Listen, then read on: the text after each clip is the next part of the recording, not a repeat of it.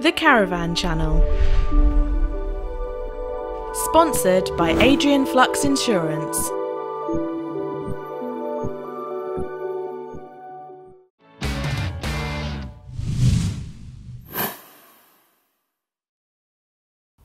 Welcome back to the Caravan Channel and the fourth of our summer specials. Now unfortunately, during the break, the British weather has joined us, but luckily I've come prepared this week. Throughout this show, we've been taking a look at twin-axle tourers and a load of behemoth vans from across Europe. However, compared to the stuff you'll find the other side of the Atlantic, they look like tiddlers, as I found out last year when I took a trip to Louisville for the National RV Show.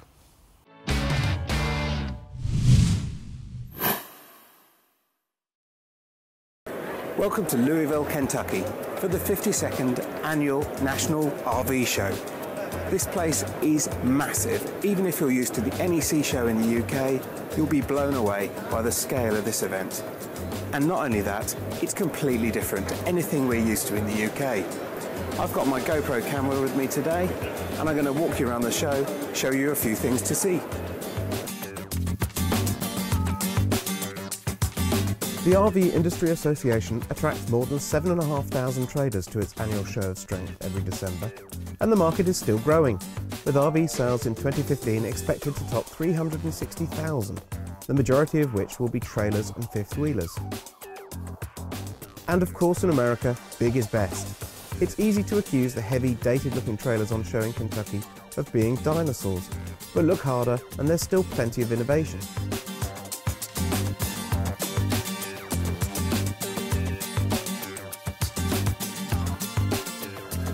Of course, not everything here is on a massive scale. Take this fantastic little caravan is a kennel, just the thing for the caravaner who has everything. It was built by the purchasing manager at Riverside RV, and hopefully they're going to make a few more. And now we're inside its big brother. Not a lot bigger, to be honest, but big enough for a family of 4 to go away for a weekend in quite a bit of comfort. This van is particularly fascinating. It looks retro, but it's got all the modern conveniences. But more interesting than that, it's completely built by a local Amish community. That means the finish is really good, and it's lovely and traditional. You can really sense the loving care and attention that's gone into building this van. Apparently, they work from 5 AM till 1 PM, then their working day is done, and they head back to the farm. Well, you could be forgiven for thinking that I've gone back to my apartment to chill out after a long day at the show. But in fact, I'm inside a tourer. This is the biggest van I could find that has a conventional tow hitch rather than a fifth wheel, because that's a pretty alien concept to us in the UK. This is called the Resort, and it's a pretty appropriate name. It is vast. There's an enormous living room here with our faux open fire, a dining area, a massive kitchen, and in the back, a huge double bedroom and a very generous shower. Well, it's been a long old day, and I think I might have a lie down on one of the biggest beds here as well. Now, one of my favourite things about the American industry is they're far less interested in water ingress and warranties, and more about having a fantastic time when you're on holiday. And what is more fun than eating outdoors? This Solaire by Palomino is perfectly equipped. We've got a swing-out barbecue, we've got a cooker that you can mount outside on this slide-out drawer, a sink out here, there's even a fridge for all those Bud Lights you want to bring with you on tour. Here, it's all about scale. We're inside the wonderfully named Cedar Creek Silverback, and this thing is just massive. Admittedly, it's a fifth wheel rather than a conventional tow bar, so it means it mounts on the flatbed of the pickup to be towed. But it is still insanely big. Slide outs on both sides, there's even a fireplace. In the UK, we worry about weight. Here, that's not a problem. Your pickup's going to be huge, so why not make your trailer huge too? You could even put in a bathtub. Check out those sofas. Each one with 2 cup holders. And what are they looking at? Well, a massive telly, of course. There's also a real sense of fun, with bold colour schemes, wild graphics and wacky names such as Road Warrior. One of the big themes this year is Toy Haulers, which is a caravan in which you can store your motorbike, your quad bike, even your car. You simply fold these benches to one side and you get a huge garage space to put your toy in. Well, I hope you've enjoyed our video diary here in Louisville, Kentucky at the RV show. It has been fantastic. Fascinating to see a completely different market and a completely different type of tourer. But one thing is for sure, the main thing here is fun and enjoying your holiday.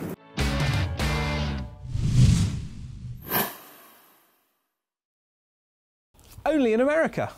Now, it was great to learn earlier in the show that twin-axle caravans aren't merely the preserve of the super rich. There are plenty of genuinely affordable options out there. But buyer beware, a big caravan means a big tow car, and that usually means big bucks. Last year, however, our David Motton got his hands on a heavyweight tow car that doesn't cost the earth, the SsangYong Rexton W.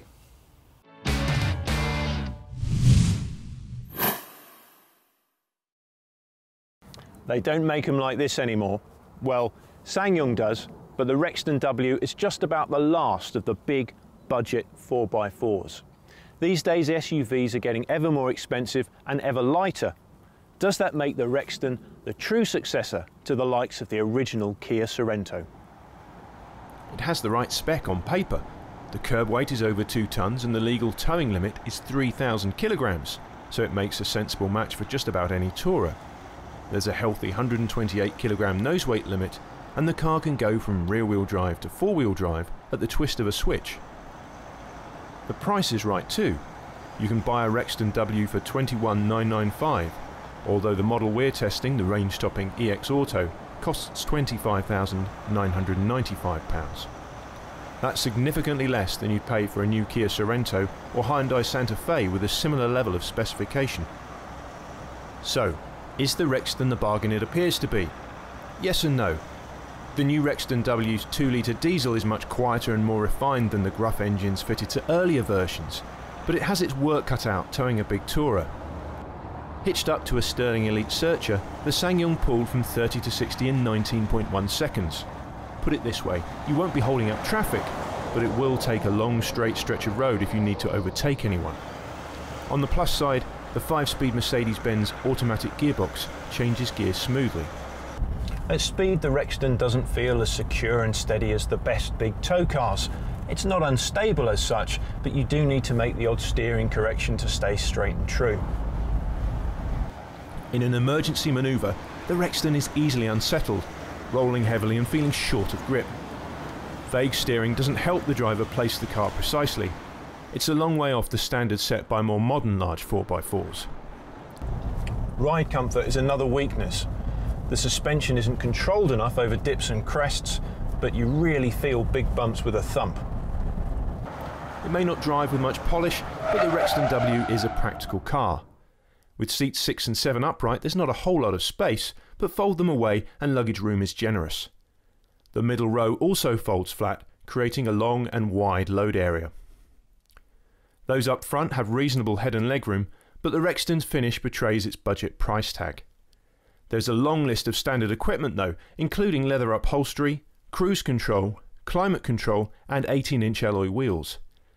Touchscreen sat-nav is a £999 option, and owners also benefit from a 5-year warranty. Is that enough? Well, if you want a big new 4x4 on a second-hand budget, the Rexton W is worth considering, but there's no shortage of smaller, lighter 4x4s which are better to drive if you can live with their lower curb weight. It's the last of a dying breed, but it's not dead yet.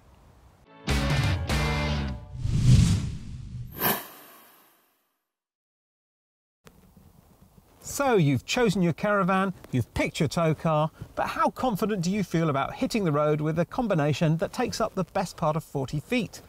Fear not, because our David Motton is back now with his towing masterclass for Monster Outfits.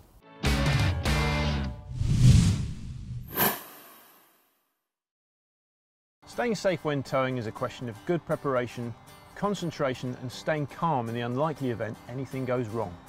Any competent driver can tow safely with a little practice and the right attitude. The patience, self-discipline and anticipation you need to drive well in normal driving are the same attributes you need to tow well.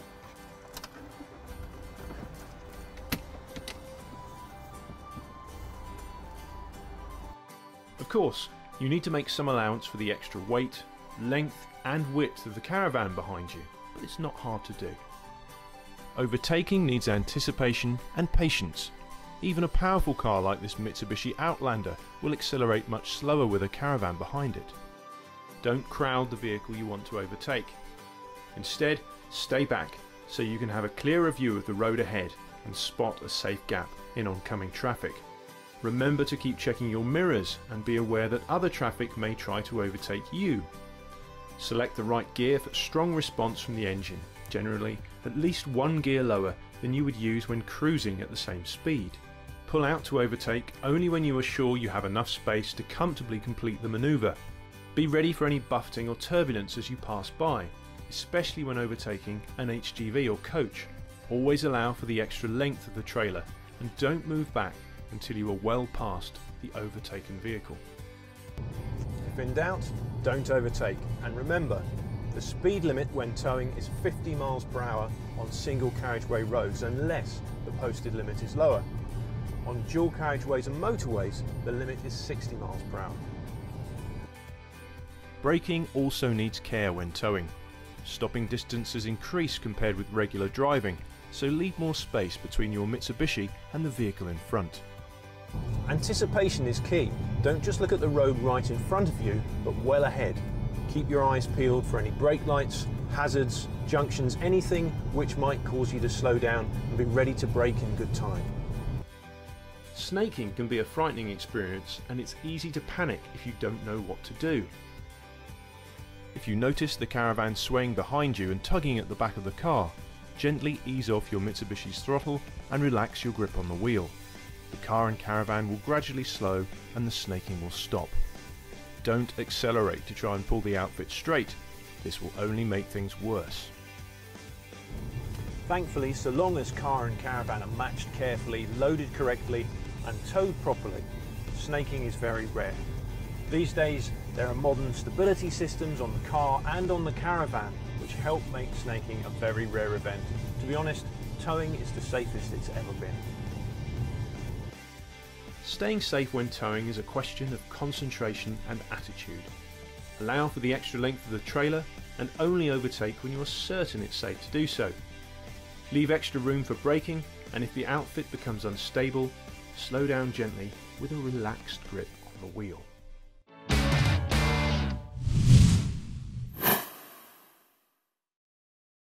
Invaluable advice as ever from our Motti, and that brings us to the end of our 4th summer special. I hope it's inspired you to go large with your next purchase, whether you're heading to a seasonal pitch or simply seeking more space for a family. In the next show, hopefully we won't be needing this, but in the meantime, you can keep up with us on Facebook or via our website, and please don't forget that the Motorhome channel follows in just a few minutes. Until next time, bye-bye.